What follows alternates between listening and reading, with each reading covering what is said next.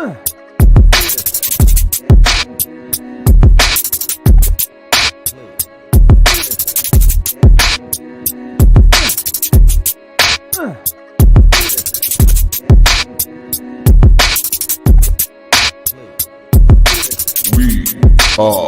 Legion. What is up, Comic Legion? I'm Mark, and it's Sunday night, so that means it's at Week's End, the spoiler-filled look back at this week in comics and so much more. Before we get started, check this out.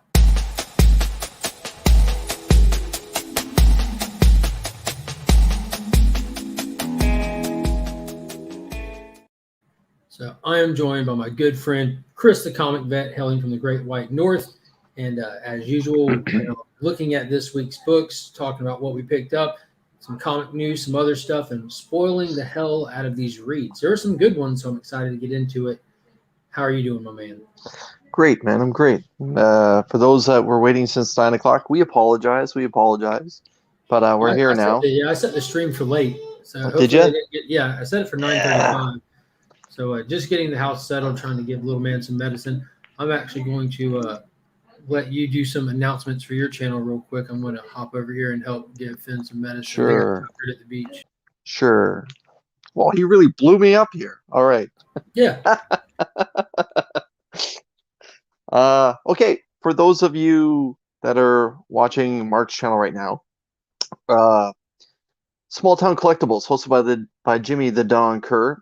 He's doing a Grow Together initiative, and he asked me to be a part of that Grow Together initiative, and of course I was very honored to do so.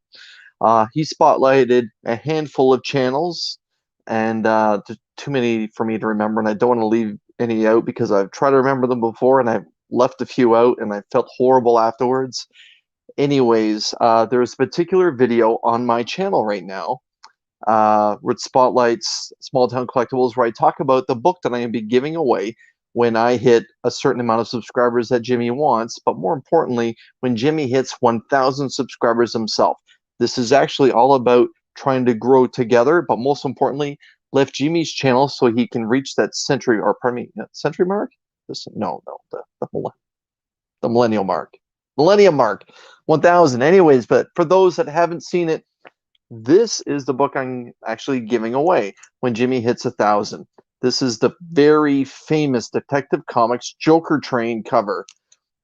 Yeah, it's Detective 532, and this is a book that I received from Torpedo in a mystery box. I was very happy to get it, but I actually have two. So what I'm doing as a part of the Grow Together initiative, like I mentioned, that Jimmy is doing to promote his own channel and lift some of us others up, is I'm going to be giving away this fantastic book, and I'm going to ship it anywhere in the world. Now, there's some of the channels that are spotlighted for this Grow Together initiative that are going to keep it within the continental United States, and that's more than fair. But I know Whack Comics lead that is based in Australia. He's going to be dealing with Australia and the countries that surround it. I know that there are some that are based on the west coast of the United States, some that are on the east coast, and a little bit in between, somewhere around Illinois. Shouting out you, Chip. And again, myself, I'm going to be shipping anywhere, including my own native land of Canada. Detective Comics 532 with a very famous Joker Train cover. And yeah, and what's also cool about it is the Joker Train is actually coming out of a Joker cave right up here. Boom. So yeah, all you have to do is subscribe to Jimmy, also subscribe to my channel, and in the video that I posted in the comments, all you have to do is leave hashtag the Dawn. Like I said, make sure you subscribe to myself and to Jim. Leave hashtag the Dawn in the comments, and he will do a comment generator, and we'll find a winner. But you have to make sure that you subscribe to myself and to Jimmy. And while you're at it, please subscribe to all the other channels that's a part of this wonderful Grow Together initiative to help this fantastic guy. As Mark knows, Jim is a real great guy. He often spotlights many channels on his flagship show, 10 Questions. I know Mark was a part of it. I was a part of it. I think Mark would agree with me. It's one of the highlights of our YouTube career so far to be It was a spotlighted blast. in 10 questions. And yeah, I'm very, very fortunate and thankful that Jimmy asked me to step up and help him out. And of course, I'm more than willing to do so. So yeah, my man, that's me filling a little bit of time for you. You did a good job, though. You talked about very relevant stuff. I had something I was going to follow that with some more like relevant announcement stuff going on, but I just gapped it. We went to get fitness medicine, and he just did the 3-year-old move where he just like spits it right back out. So it turned into a wash down, a jam change, an official apology to his mom for making her trip to go to bed that much harder. Now, I know that you have to feed medicine to animals, and I guess you often have to hide stuff in cheese. Like, do you have to Yeah. use those same tricks with Finn sometimes then, or? He normally just takes anything if he needs Oh, it. okay. Just like Tonight was just a little different. I don't know. I just stepped and almost died. We'll go lay down. The house is winding down this very moment. Let's say hey to the chat real quick to the people that Let's were do already it. in here. We got TM Nerdy up in here early on. Good afternoon, good evening, and good night. We got Freaky Louie up in the building. I got your package, Louie. Yeah, he showed me earlier. Yeah, Fantastic stuff. Box art is great. It came in the day before I left for vacation. Mr. Chip Getler's up in here. We got Paul Cook from Sector 2815. We got Paul Rogers from my LCS. What's going on? Dan, how are you doing tonight?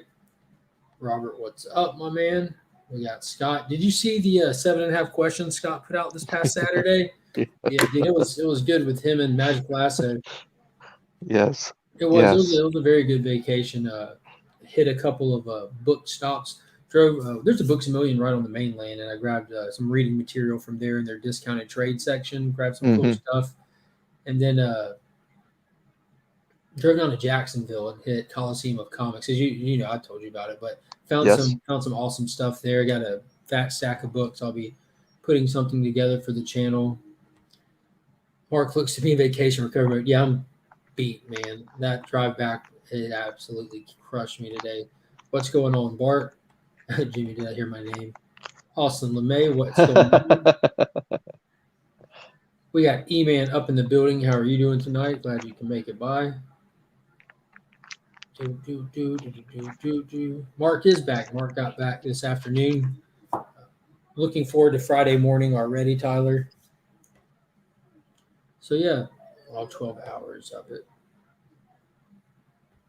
But yeah, good stuff.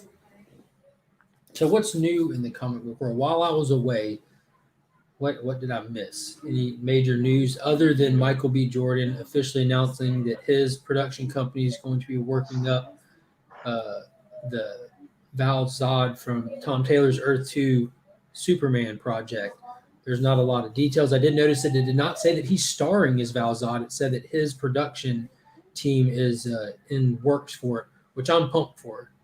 Because I talk highly about that Earth 2 run often. That's what really made me fall in love with Tom Taylor. You know, I'm a huge JSA guy, and that's how you had to find your JSA, and that's what I feel that this is. This could be a potential stepping stone into getting some JSA stuff. Right. So in the end, for those that are like myself that were originally very nervous about the loss of Henry Cavill as the Man of Steel, this presents the opportunity that Henry Cavill may not be leaving. Mm-hmm. Well, this is a separate project than the than that one too, though. So who knows? Who knows? Yeah. Who knows? All I know is I think Michael B. Jordan is a fantastic actor. If you don't know, just go watch the Creed movies. Like, wow, stellar performances in that. Let's see. Masters of the Universe. I watched like 1.5 episodes. Me too. Exactly. As soon as He-Man died, I'm like, and then I caught some wind like that. He-Man's not in it, and he dies twice. I'm like, I'm out. This is one of the times where Mark and I are 100% on board with the same opinion. It's like I said about The Walking Dead. No Rick, man. Then there's no Chris. So no Heman. Well, there's no Chris. Yeah, I mean, I'll get back around to probably watching it at some point. You know, I didn't grow up watching the animated series. I've seen plenty of it. You know what I'm saying? I had plenty of the toys, but I'm not nowhere emotionally attached to it. like when I was a kid, it was already a thing. It had already been a thing for a while. It wasn't something new hitting the scene, It like played out. catching. Mhm. Yeah, like it was cool. It's just nothing that I ran to. So this was just like an opportunity to jump into something fresh. They did have like the animated series in the 2000s and stuff like that. That was really Yep. cool. And uh, so there's I don't know if there's like a void that needs filling for He-Man for me. You know what I mean? So it isn't like Yeah. I could take it or leave it. It didn't blow me away. So When I first heard about Kevin Smith doing it, obviously, there's that little bit of excitement because as a Kevin Smith fan, I try to pay attention to most of the production stuff that he does. But then there's this part of me that thought, why is my generation, like Generation X, forcing this essentially it's a toy line, right? Forcing this line on a new generation of people. Like I get a lot of Generation Xers and some of the elder millennials. They're going to be checking it out. Maybe they're going to enjoy it. Maybe they're going to be like you and I kind of thing, like right off the bat. Well, you kill He-Man in episode 1. Well, who I don't know if I'm going to stick and I around. cheated, and I definitely cheated Yeah, after that, because I wasn't too invested and just wanted to see what's what yeah. with it. And it's not He-Man show. I mean, it's Masters of the Universe, so it's not like it's But not like the title is beholden to He-Man, even though it always has been. And, it's his Mhm. it's his show, but it's Tila and Evil Lynn, so I don't care. I don't care. I hope that there's a lot of people out there that do care, that enjoy it. Right. Like I don't know how many little girls are running around buying He-Man or Master of the Universe toys to get Tila. I mean, Right. I don't Well, know if little they girls had their really own that. line with Shira, right? They forced Even their then, own how many girls were their own buying line. She-Ra over Right. Barbie or Polly Exactly. Pocket, or I don't know what modern like girl toys My are. Little Pony. Hmm. Yeah, But I yeah, just know when I I was a really kid, got I that didn't see opinion. I too really many got girls playing that Power Rangers. flavor where I thought it was my generation kind of forcing this on again. But to each their own. Yeah. Well, hopefully it does well enough, and because I heard like it's 5 episodes, ends on a cliffhanger. There's definitely more in the chamber for them to pull out. So maybe there's like a bigger picture story arc. So I'll definitely get back around to it. I still haven't even watched all of Sweet Tooth. It didn't captivate me. Like it Me wasn't neither. I bad, got but through one episode and I was just like, eh. okay. It definitely wasn't bad, but it just hadn't blown my socks off. I am digging the Bartel covers, absolutely, and Cover of the year for Superman. I think that the next one that has Clark on it is better than the one from The Authority that had Clark on it. Sacrilegious. It's not. It's the same. It's the same image facing the other way, cleaner jawline, and he's wearing his classic suit on it. He's wearing a classic suit in this one too. All right, that's it. Look closer. It's all black and it looks like it has a small collar on it. It's time to flex the hell out of this. All right. See, original suit. We got the S down here. We don't have the Kingdom Come. We got the the normal Hope.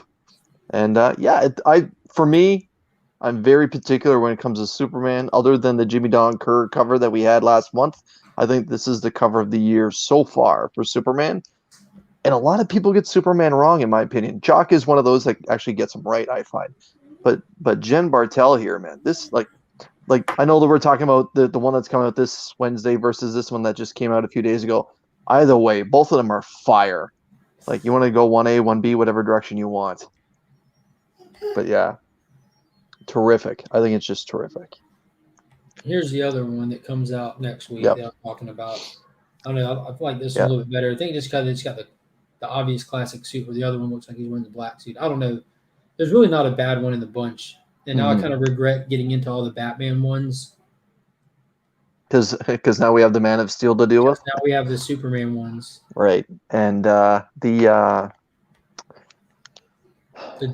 Superman 1 coming out, she has another one as well. It's a 1 in 25, and it is fantastic as well. It's just a simple pencil work, just like that one. But yeah, she's doing some very good stuff. Very good stuff. What is going on? Shop for Comics. Got a few more people popping in here. Boom, boom, boom, boom. Jonathan Michael, how are you doing today?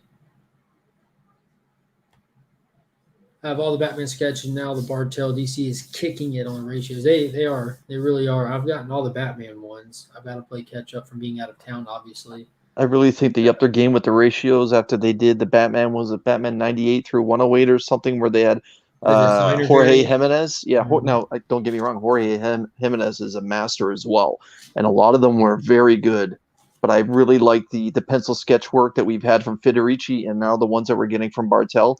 They are superb as well. Yeah, these actually look like variants to chase after. Like this, Hmm. because those designer variants have been done by tons of companies now. Like you see, like Yes, Marvel doing it on stuff. You see all the Boom doing it on time. stuff. Yeah, I all don't the know. time. There's nothing dynamic about them to me. It, it looks like It's something that should be included in the back of a trade paperback. You know, when you're looking at like suit designs and stuff. like We Live has it actually. As I'm Yeah, looking at my trade of We Live yeah. right here, We Live actually has those. So yes, you're absolutely correct. I would agree with you there. I like stuff more dynamic, or you get an artist that really doesn't work with too many interiors because their art style demands more work than Hmm. the time permits. But But yeah, yeah, I am home, Steve, and I am tired. yeah, I do just sometimes I really just enjoy simple pencil work. Everyone in Mark looks tired. I am. as, as soon as we met backstage, I'm like, dude, you look tired. Mm, You need a vacation from your vacation. I feel waterlogged. I do. I have the next 2 days off. Okay. I planned it proper. My eyes are just burning from all the water and driving so much. You know, just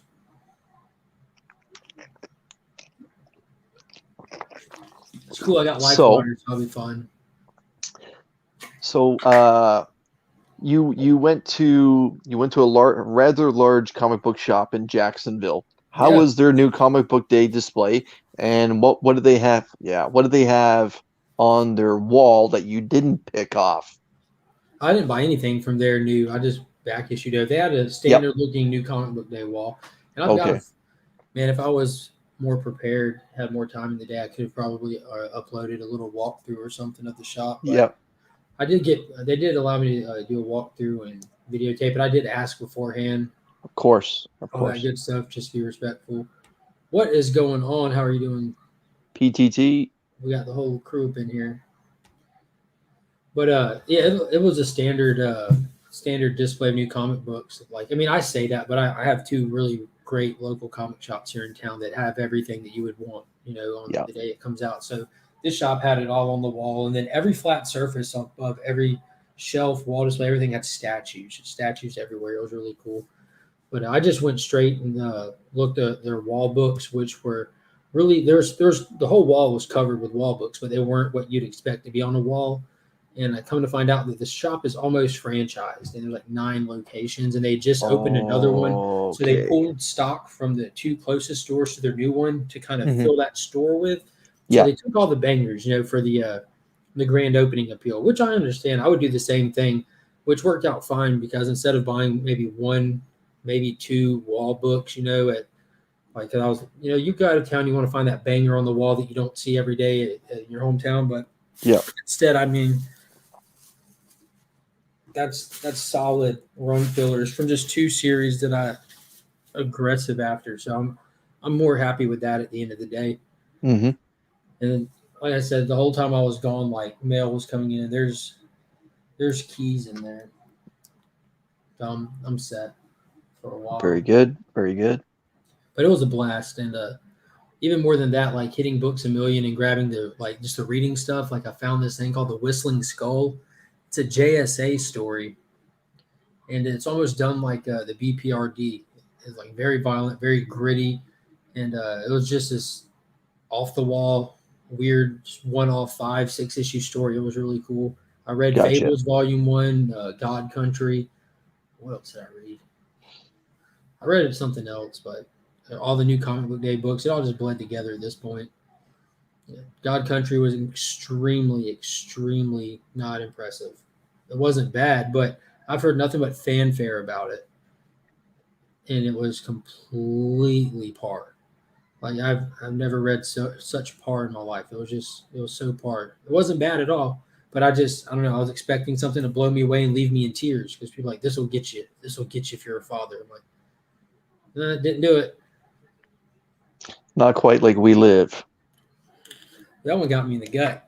or modern Superman books of the last 6 months. You know? And Murder Falcon, that's another one that'll get you in the gut. Like just emotional roller coaster all the way through. But yeah, God Country was cool. The mythos that they introduced in it was cool. Just kind of it was too big for its own britches. I think like the scope and scale that it was trying to tell a story inside of was bigger than the amount of issues he was working with. So I don't know. That's just my take on it. Well, maybe he can have Chip Zdarsky come in and save that franchise too. All right. I'm gonna show you what I picked up this week. Yeah, that'll help kick the memory in because I don't remember anything other than Flash and Superman and the Authority at this point. I did get my hands on a book that was a week old, and I'm very glad I did. Beyond the Breach. This was really good, very good, and pretty horrific too. Like it had that same kind of flavor that the first Something Is Killing the Children book had, where they weren't afraid to rip people apart and go after certain areas that where most men would slam their knees together. Supergirl. That was good. True Grit of Tomorrow. Mm-hmm.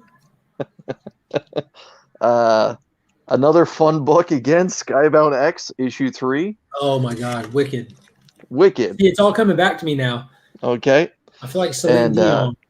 A book that is no longer on the hot seat for me. I'm just done with it, sadly, because I had real high hopes for it, and I really enjoyed the first issue. But Time Before Time, sorry to Tim Shelby, but I'm done with Time Before Time. I picked up the All-American cover of Moon Knight, issue number 1. I started that. I didn't make it through it. Just vacation got in the way. This is the only book that I actually didn't get my hands into. Superman in the Authority. When talking about the smartest man in the DC universe, you're looking at him right there, in my opinion. I'm glad that the powers that be are letting Superman be Superman. I showed this a little earlier, but I picked up the 1 in 25 Jen Bartel variant. I actually thought originally this was the B cover, but I was wrong. I wish. I was very, very wrong. Yeah, my wallet wishes too. And my hot pick for this past Sunday, and by the way, Superman and the Authority was Mark's hot pick, and that was a very good read. And another very good read, and Tyler of Shattered Glass Reviews and Whack Comics reached out to me after he saw Two Cool Guys hot picks and said, Dark Blood was good. Let me know what you think. And I've heard that some people didn't like it. I thought it was excellent. Excellent book. I actually wish that it was a double and not just a single book, because I kind of felt like, oh, it just ends. Like I have no more pages to turn. It's actually really, really good. Is that an ongoing that just started up, or is it a mini series, a one shot? I don't know if it's a mini series. It is there. There will be an issue 2. I don't know if it's a limited series or not. Maybe Tyler knows.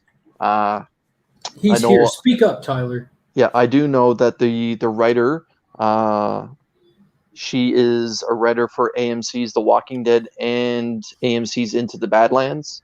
So, like I mentioned before, the fact that LaToya Morgan is the writer of this book, there's a very, very good chance that this book could get picked up or something. So it is a spec book. So for those of you that didn't pick it up, if you can still find it for $3 or $4, whatever the cover price is, pick it up. I picked up actually the one per store variant. I got a real good price on it, so I just decided to pick it up. Yeah, planes up above him.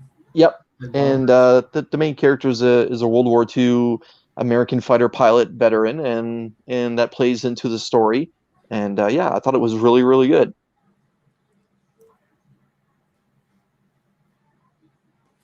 Beyond the Breach, both that and Dark Blood need to be a double set. Yeah, yep.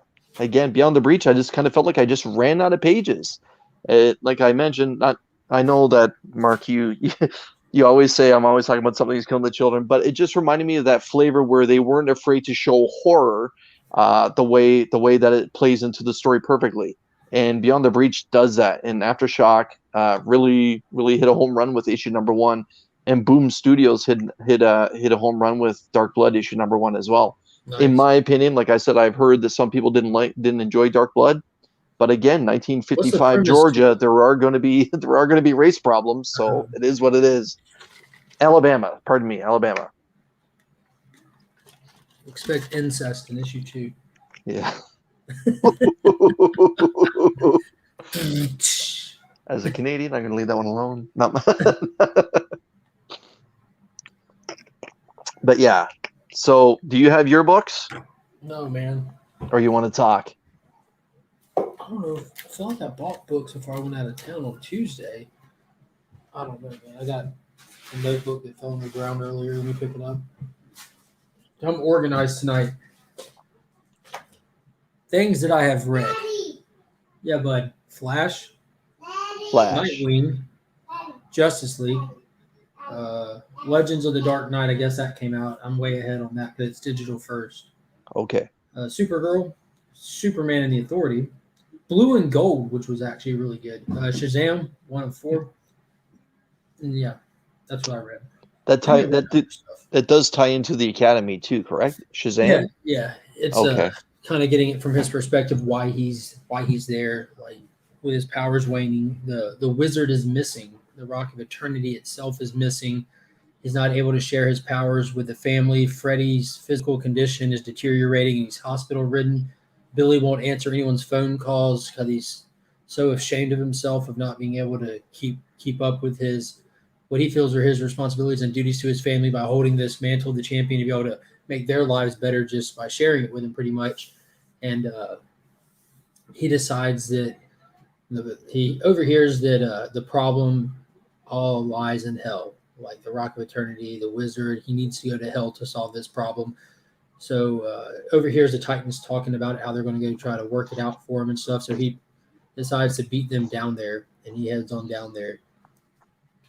And yeah, that was pretty much it. It wasn't anything to write home about. It was just setting the stage.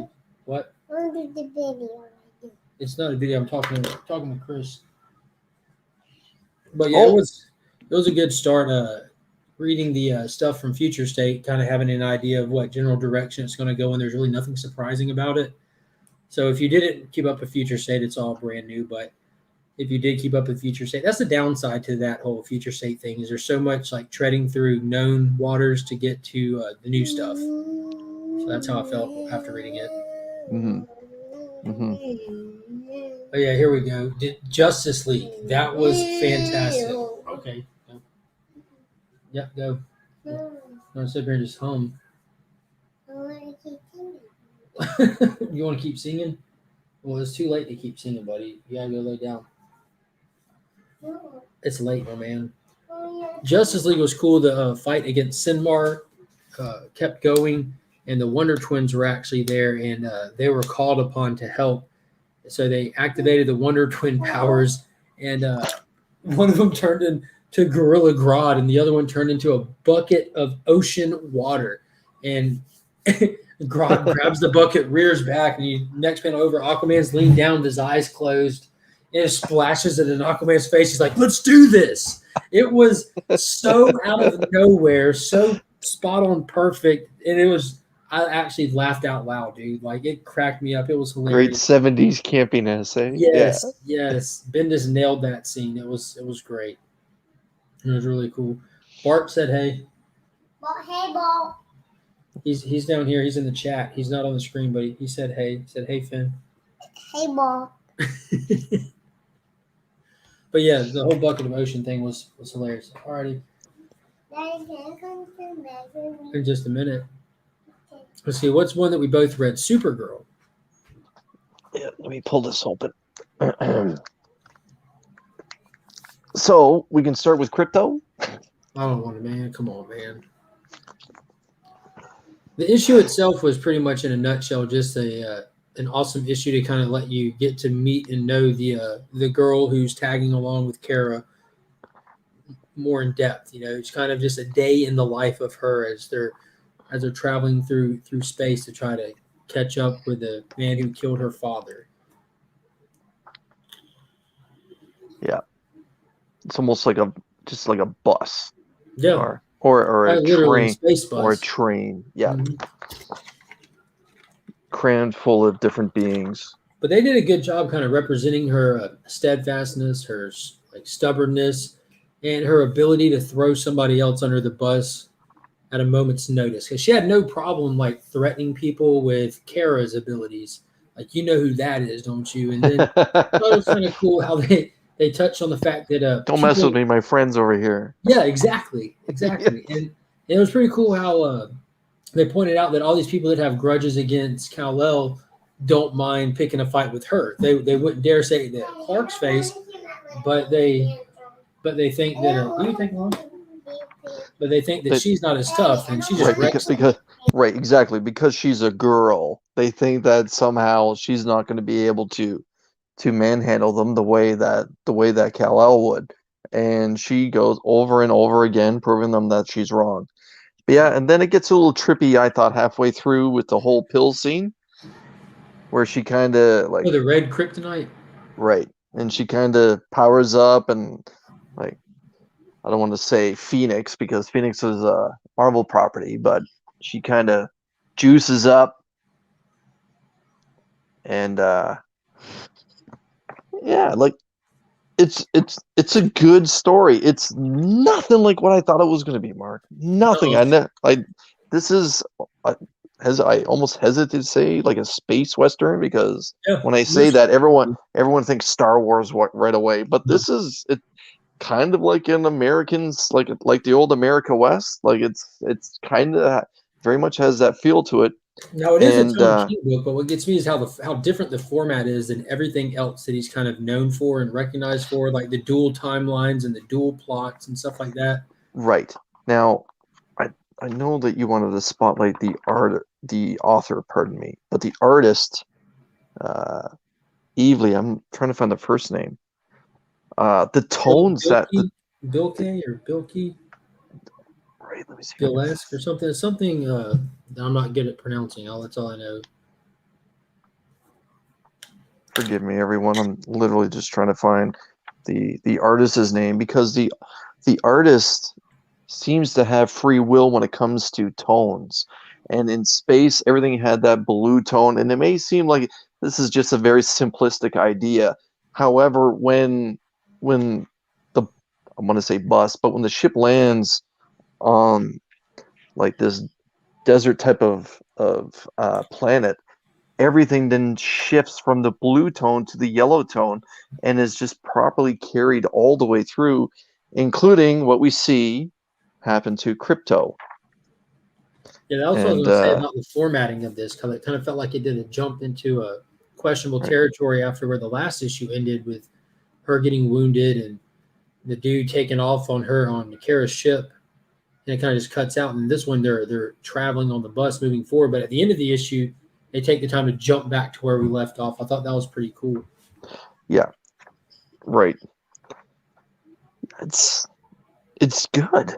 It's I hesitate to say surprisingly, but all the super titles for 2021 have been great. They've been and really this is a great story.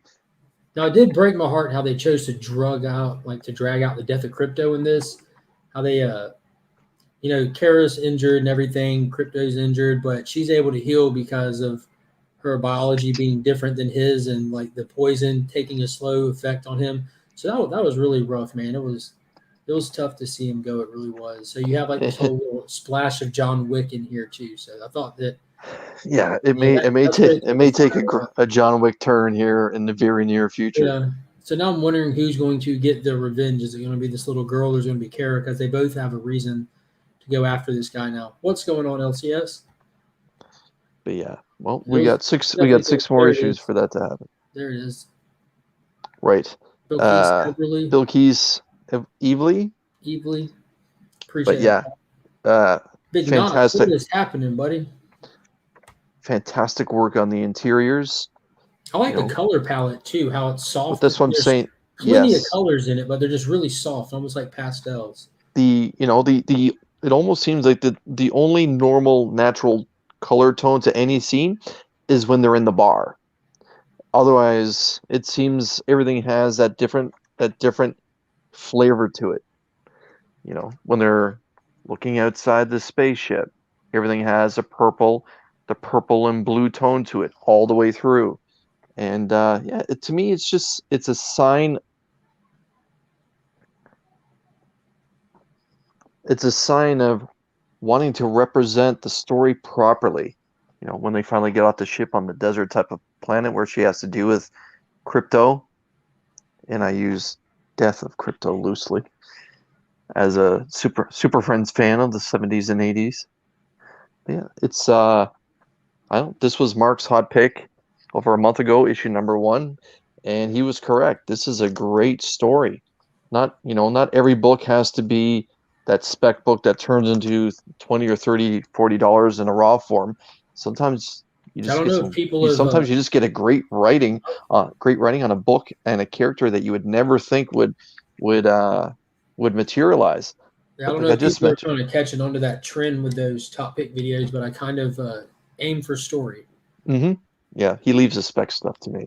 Mhm. But again, in my opinion, all the super titles that have come out in 2021 from DC have been great. Action Comics, Superman, now Supergirl. It's it's, Superman and it's Authority's really off to a good. good start.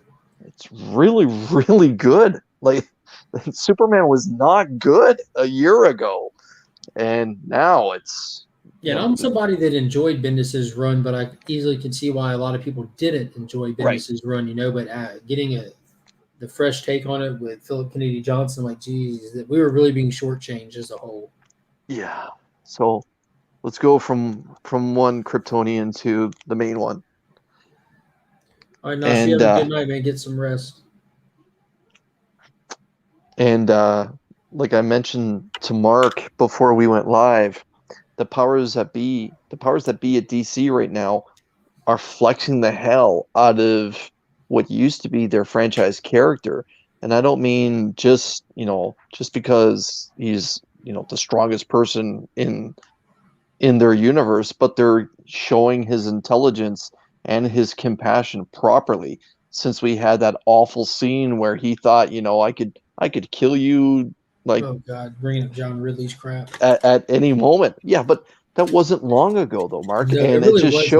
it just shows the seismic change that DC's done, where they're giving the Man of Steel more than one title. I know he has his own title and then Action Comics with the flagship, but we don't get this very often. We don't get it very often. Batman has a title every week. Every week A brand there's new a one Dark dropping. Knight title, and if often he has 3. But yes, this Yeah, was this very was. good, and this is a book that flexes the hell out of Superman's intelligence. So in a nutshell, it's basically Superman going and getting his hands on Manchester Black, kind of plucking him out of the middle of trouble, taking him back to the fortress, and asking him for his help. He wants to recruit him because he needs to do something that's a little bit off the books and a little bit rough around the edges, and he needs people that know how to play rough around the edges. But he's asking him to tone it down, to play on a level that's acceptable to Superman, even.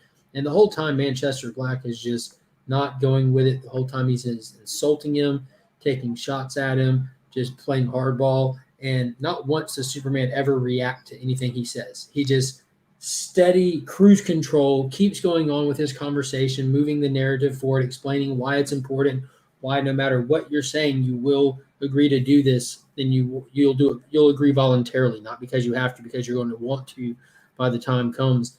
And basically explain to him that the threat's coming that he needs help with, and there's a super bad guy team being formed that's going to be coming for him, and they're coming out of the Phantom Zone. All these prisoners have found a way to access technology to get out of it, and it spells trouble for everyone. And that's just the kind of the problem that's happening right in front of us, because the end of the book shows us a little teaser that there's more people in the shadows that they didn't really reveal yet.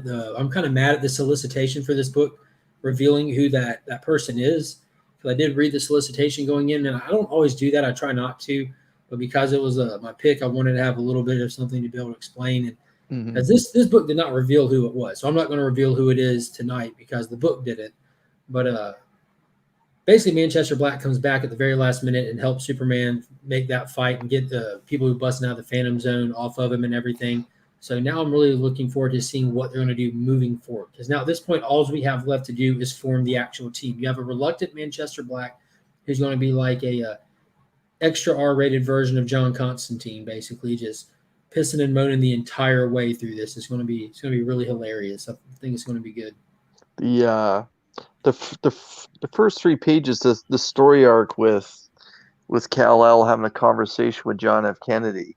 Now, did you take that as a dream sequence of Manchester Black, or Which do one? you think the where John F. Kennedy says to Superman, "Thank you for your help. I have plans for you. I want you to be the hero for generations to come, and I want you to end all wars. I Mhm. want generations to have or not to I have took it as a wars." flashback. Did you? I took Because it it as a straight just up flashback. right, because Superman then gives him, of course, it was, the writing was, well, I know you're going to Dallas, Mr. President. Do you want me to come help you, or do Oh, you that want me was to rough, come? wasn't it? And then it was, and then Kennedy just says, no, I'll be No, fine. I'm fine. Yeah, we all Oh, know what happens at and they that showed November that in they pretty much '63. show a comic version of the Zapruder footage there of the actual assassination. I'm like, so Right. that's pretty cool that he gets that moment with the president, because I don't know. I think that was just kind of setting the tone of why Superman feels it's necessary to reach out to Manchester Black. Like it's time to start like doing more than he's doing in these last days. And this book did a good job spotlighting his last days. He talks about how he floats around to try to keep his powers sharp because they're waning and he can't do it by himself anymore. He requires help. It's not like he just necessarily wants to do it. He didn't necessarily want to be begging to keep from losing a battle. But yeah, What's I going on, thought, Pocan Joe? How are you? And Morrison knocks it out of the park as usual. Most definitely, most definitely.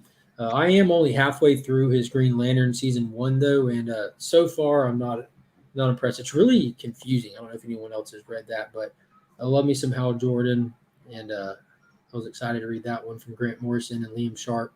That seems like a power duo right there, but man, it's all over the place.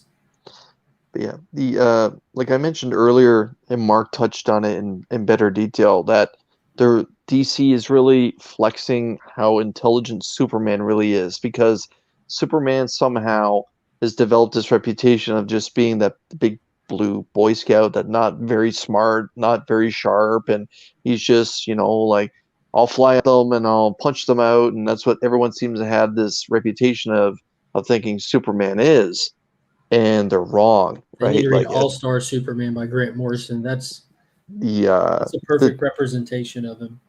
and to like, he knows when the Phantom Zone breach happens, and all of this evil is pouring out literally on top of him, and he's dealing with it the best that he can, and they're all and everything that's coming through the breach is screaming, die, die, die, kill the Kryptonian, and all this. Superman knows that Black is behind him, debating on what to do, and Superman's just kind of holding them back, and that he's holding back, even though he said, I'm not what I used to be. Well, he's not what he used to be, but he's still way more than you ever think he could be. Yeah. I thought and it was and really cool how he does just float around though, instead of yes. walking around. And yes, and in the end, Black, of course, gets drawn into this battle, and that's this horrible dinosaur-looking thing comes through the breach, and Black wipes it out, and Superman just does what he does to finish them off, and kind of lets Black think that, thanks for saving me, man. I couldn't have done it without you, and see, with you, look at this team that we can be. And Superman just playing into him like this. Like, Superman could just couple lefts and doesn't even need to give him a right, and the whole thing is over. But yes, the bigger picture, I'm glad that they spotlighted it after, like, the battle wasn't the conclusion of the title of the issue, that there was way more conversation that happened between them, where Superman's just buttering him up. And then lets him So throw yes, up on himself. and I've got then a yeah, medical condition. I've got to drink every hour on the right, hour. I right. puke. He just falls out. Really playing into that whole British thing that the British love to drink. So yeah, that's pretty good. Yeah. So what are some other? I'm probably not going to stay on here nearly as long as usual. But Definitely Dark beat Blood. Dark Blood. Take it away. Dark Blood is in my opinion, a very big spec book from Boom Studios. The premise of the story is essentially there's an African American World War II fighter pilot who comes home decorated. We don't know what he did in World War II to receive medals, but we do know through the story that he was shot down in enemy lines, and somehow he survived, because we do have a modern take on where he is in his life in Alabama in 1955, where it seems he's working in the classic diner. And the story begins with him finishing his shift and his coworkers saying goodnight. And you can see in one of the small windows, there's a man in black in a black hat that's sitting in a window. And the vet is walking home. He has a bag of food he's taking home to his family. And the man in black decides to follow him, and he starts calling out to him, calling him boy, and a lot of negative terms that shouldn't be said. But unfortunately, in 1955 seemed to be common day usage. And there's a confrontation, and the man in black says, "You are not the type of person that should be talking back to a customer." And then the man in black somehow knows that he's a veteran, and he mentions that he was in the army. And then the man in black talks about, well, where are your medals now? What good are your medals? And you can tell the African American main character is getting very, very nervous. He doesn't want a confrontation. The man in black is a white man, and he's dropping racist terms. He uses the N-word in the book and ends up pulling a pistol on him. And it's at that point where the vet somehow starts to power up. And that's where the book kind of goes. It's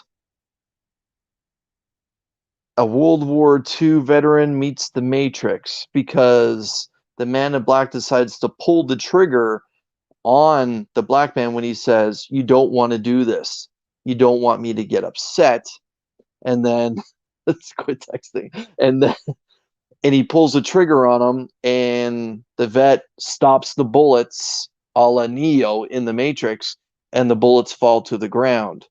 Well, the man in black gets scared at what happens and doesn't quite understand, and decides to run away from the black man in this dark alley. And when he comes running out of the alley, well, the story kind of writes itself. He runs in front of a car. He gets hit by the car. The car itself then swerves into a lamppost, and the African American comes running out into the scene, saying, "Oh no, oh no!" And the driver of the car then gets out, and again racism just continues, and he starts calling him boy and say, "Well, don't you leave, boy," and that kind of stuff. And the story switches from that scene in 1955 back to World War II, where we see the main character flying his warplane on behalf of the United States, and one of his engines gets shot out, and he's starting to go down, and he's losing control, and halfway down he ejects. And as he ejects, he looks up to realize that two of the strands of his chute are actually on fire. And not only that, as he's looking up at the strands on fire, he can see a Nazi warplane coming at him. Well, thank the good Lord that another American fighter pilot sees what's happening and shoots up the German, and the plane diverts away from him floating through, trying to float to safety. But halfway down, the chute burns, and he starts to free fall, and that's the end of issue number 1. I thought it was very good. It was good storytelling. Again, I don't think the racism that's in the book is overboard. I think it suits the time era. If someone was very upset with someone who was of color, a lot of inappropriate wordage, in those days was pretty commonplace. So it touches on that, and it's not something that you should necessarily be afraid of or shy away from, in my opinion. But yeah, Dark Blood number 1, even if my synopsis you don't particularly care for, pick it up anyway. This is a spec book. It's with Boom Studios. We all know that Boom Studios has handshake deals with a bunch of different networks and movie houses. And Latoya Morgan is a writer for television. She did AMC's The Walking Dead and AMC's Into the Badlands. And now she's writing a book about a World War II vet who's kind of powered up like Neo is in The Matrix. Been there. Been there. Been there. I read the new issue of Flash. It was pretty good, just kind of setting the stage for Wally West moving forward. Like it's Wally West centric. Him just trying to get a job. He got just a crappy mechanic job, and Mr. Terrific shows up, tells him that he owns the place, tells him that he's fired, and tells him that he's going to come work for him at his labs. So Is this the annual, Mark? No, this is the one that came out after the annual. The annual. Okay, I'm sorry. Yeah. So this is following up on that. Wally just getting settled back into home life, needing to be able to pay bills and stuff, and it just served as a function of setting up the scene of what a Wally West Flash comic is going to look like. His base of operations is going to be in Mr. Terrific's laboratory. He's got an easy in and out from it. He does a little street level saving the day, and we see that Heat Wave is diagnosed with terminal cancer and is told to go enjoy his last few days. So he goes and pops the trunk and puts the suit on. So goes for a run. Yeah, goes just for a run to go burn. Goes for a run. Yeah. But it was pretty good. Legends of the Dark Knight. I don't even care to talk about. It's just who cares. Nightwing was good. We kind of get in the backstory of the girl who's the mayor, who's a Zuko, and who's also Nightwing's sister. Give me 1 second, okay? And then Blue and Gold was fantastic. It was just fun. They nailed the buddy cop thing. It was them off saving the Justice League from a little minor invasion. And Booster, of course, is trying to get famous. Gets asked to, if he wants to join the league, turns them down because they won't take Booster. And then walking into the sunset toward issue 2. It was fantastic. Loved it. Very good. Time Before Time 3. Just diving deeper into the whole two mafia families fighting with each other, the syndicate versus the union. Tetsuo, the main character, seems to be stuck again in a different year from what he's completely unfamiliar with. He's never traveled that far ahead in the future, and he's traveled with an FBI agent who put them there, and then in turn blew up the last time machine that they had, and they've gone into a future where the union seems to be in full control, and Tetsuo is actually on the run from the syndicate. But everyone in the union hates the syndicate regardless of whether they're members or not, are not currently members. And it just kind of took that 90-degree turn from what I thought where it was going. And it was a hot seat book after issue number 2, and then after reading this one, I think I'm just going to have to give up Time Before Time. Now, if I read the synopsis for number 4, and if it sounds good, I'm probably going to pick it up because I'm a sucker for punishment. Like, I still keep picking up Iron Man. I don't know why, but I do. But anyways, I was on that same boat for a while.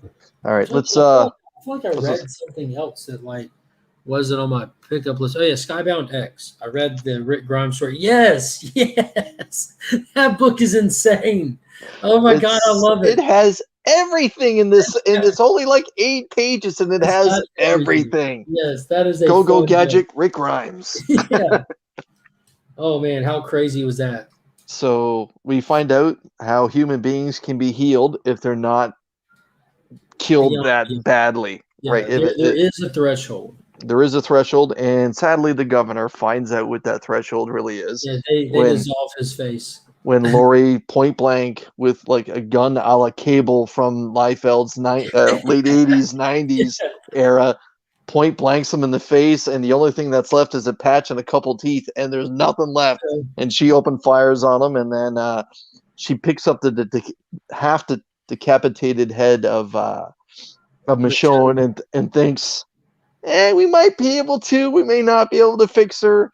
And it's at that point where Andrea's pouring these red, gold type bugs, or like gold coins or something.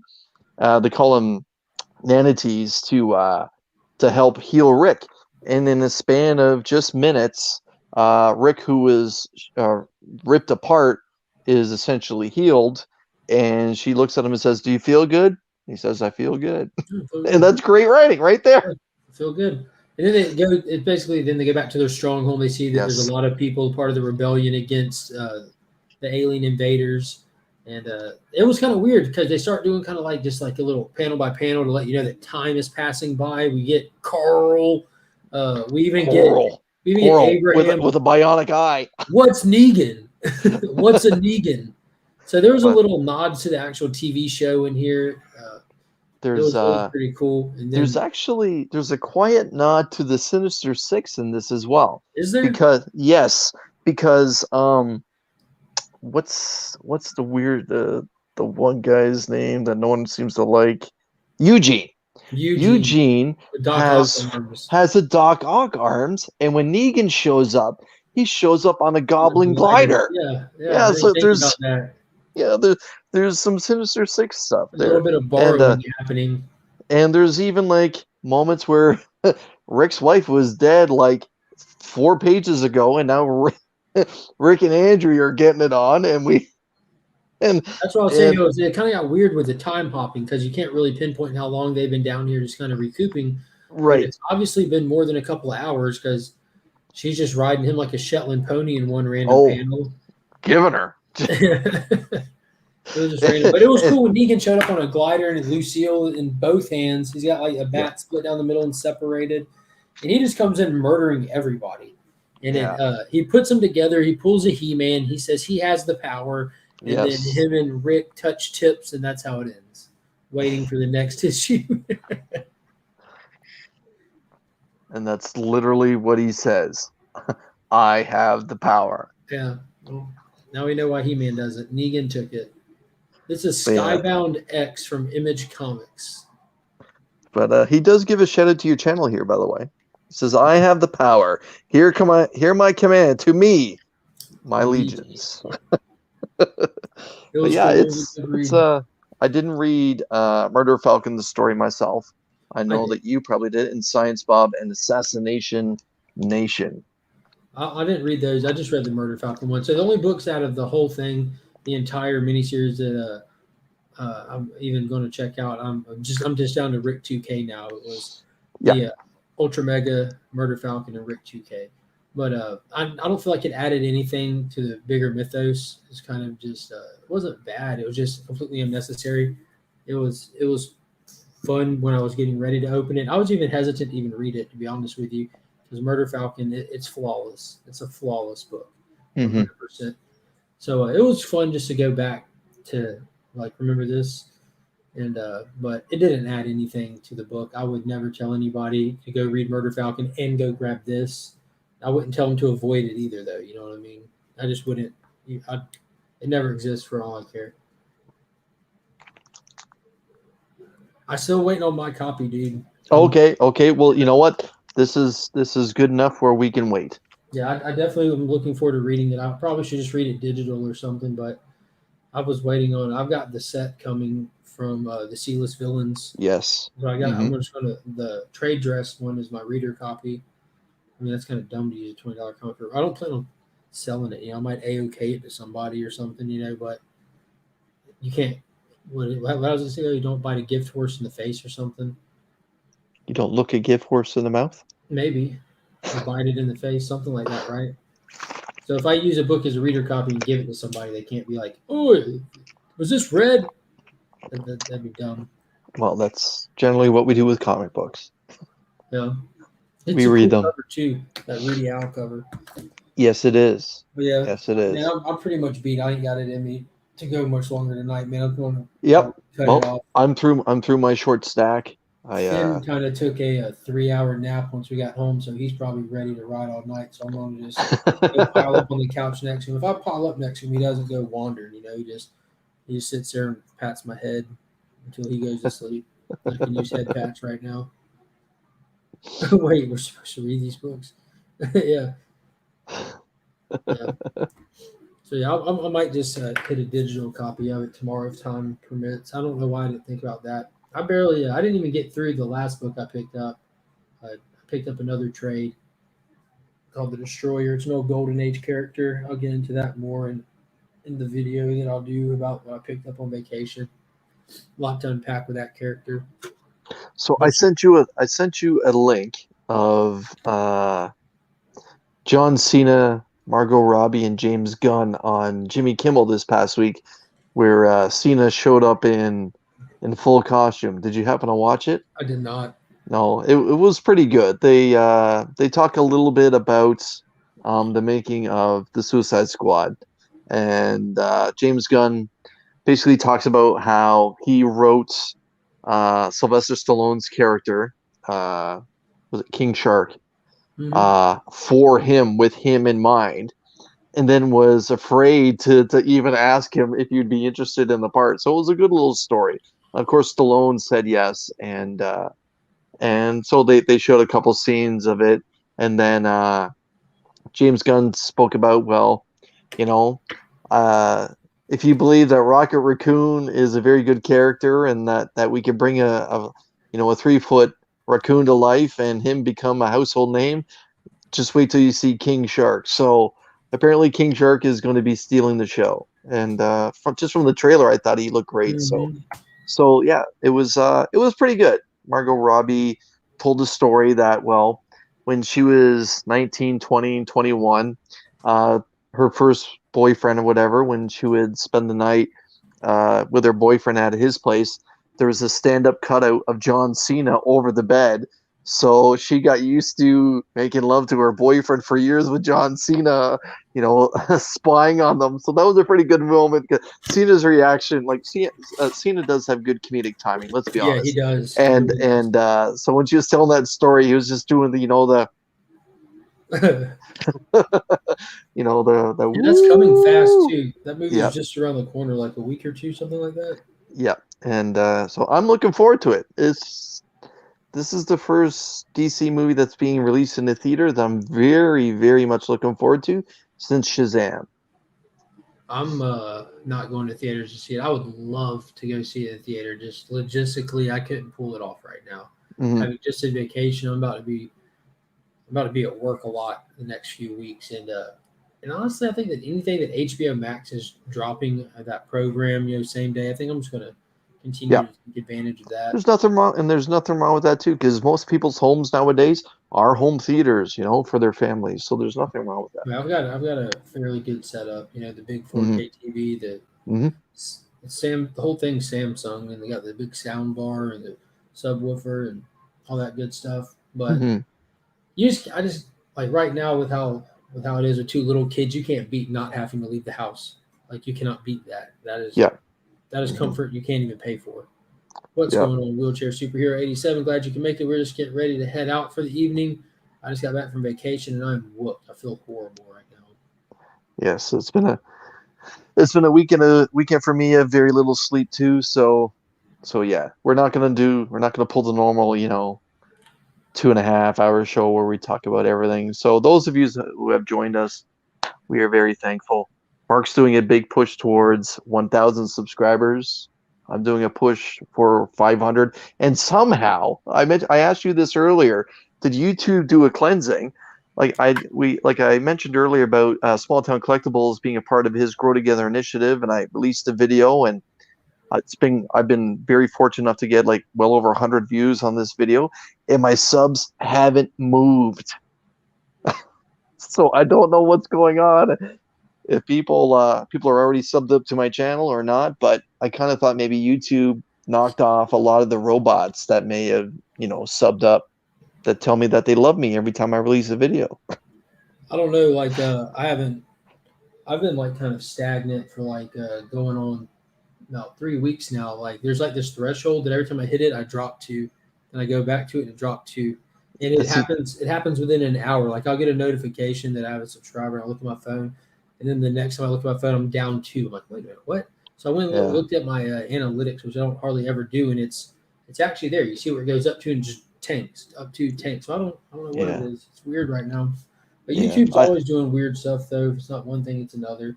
I just thought maybe it was my accent. So No. I was gonna say, between the two of us, you're the one that has the accent anyway, right? Probably. I heard Jimmy say that one day. He's like, I don't have an accent, you do. That's so true. Jimmy. Nobody technically does, but everyone does, Right. Just bought another big key. Dang it. I am spending way too much money lately. I'm telling Winter. That's his wife's saying. I'm doing a push for 15 subscribers. We can get you there. If your channel, come on, who's not? Yeah, no, I don't know if you know this. His channel is absolutely unsearchable. When you get off this stream, try to search his channel. You can't find it. You have to get a link to it. I'm being dead serious. Dead serious. It's PTT, reach out to me. For some reason, I thought that I was subbed up to your channel, my man. If I'm not, I apologize. you might be from a previous Friday morning show when we were dropping him in the chat and stuff. I don't know. And I tried to go back and watch. He's supposed to that interview with The Rock, like the physical Rock. I know The Rock. Yeah. So I was wanting to watch that, and I went to go look up his channel to make sure I didn't miss it. I'm like, why can't I find his channel? So I asked him about it. He's aware of it, and he's tried to work on fixing it and stuff, but it's hard to grow if no one can find you. So I don't know why it just doesn't work out. I don't know. Yeah, man. If I'm not subbed up to you, like I said, man, I apologize. I do enjoy your candor. So please reach out to me and link me if you can. I do know, Mark, that actually he is a faithful watcher of Two Cool Guys, Two Optics. So he's searchable now. Okay. You found him? Searchable now, yeah. Okay.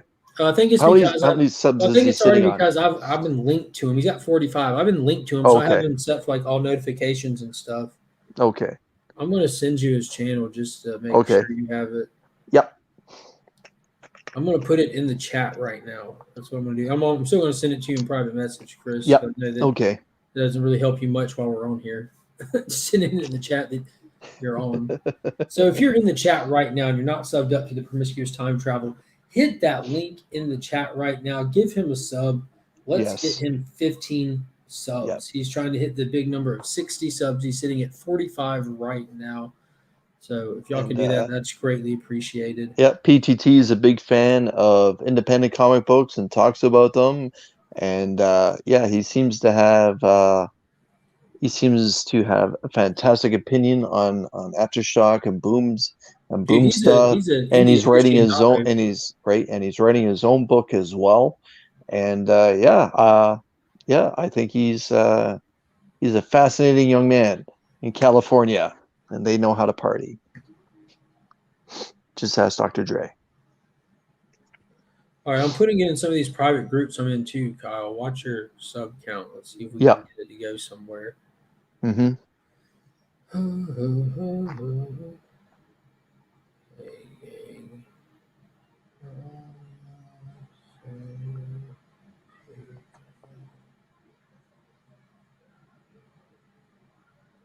Let me see if I can take a look at this chat. For those that don't know, I'm actually doing this on my phone, so it's a little bit more difficult.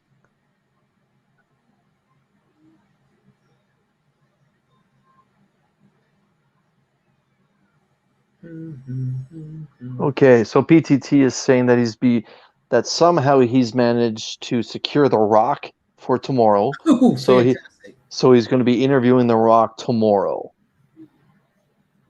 Yes. I just created a link. Wonderful news. Wonderful news. Where do I send the money for the fantastic promo? It kind of just comes with the territory. People. It's what we do.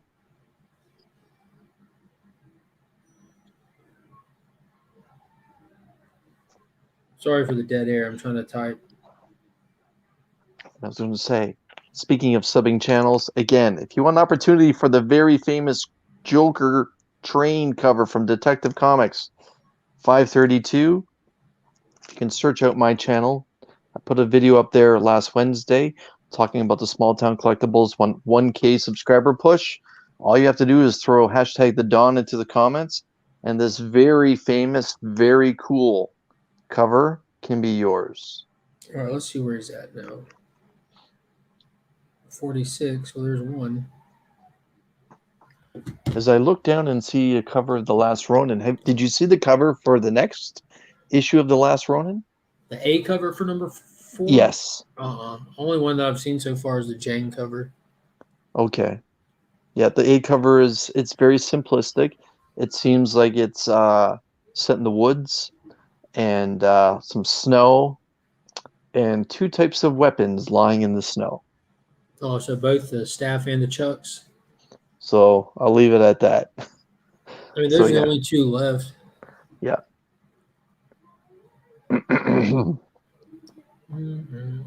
Again, as someone myself that that doesn't read the Ninja Turtles on the regular, The Last Ronin has been fantastic. Fantastic, fantastic. I did find it quite odd that Mark totally picked out how Leo would fall.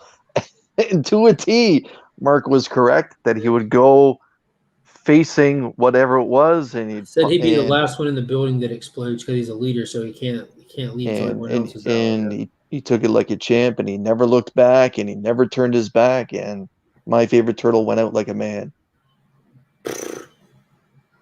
You're a chump. I like giving you crap. All right, man.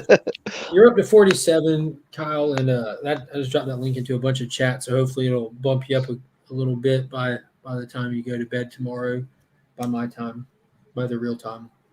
The correct time. Yeah, but I appreciate everybody hopping in here. Y'all all have a great night. Be on the lookout. Got a CGC unboxing that post tomorrow. I filmed it before I went on vacation, so I wouldn't have to work coming home. It's like 19 books. I didn't clean or press any of them. Ooh, exciting. Yeah. But until next time, guys, as always, I'm Mark, but we are Legion.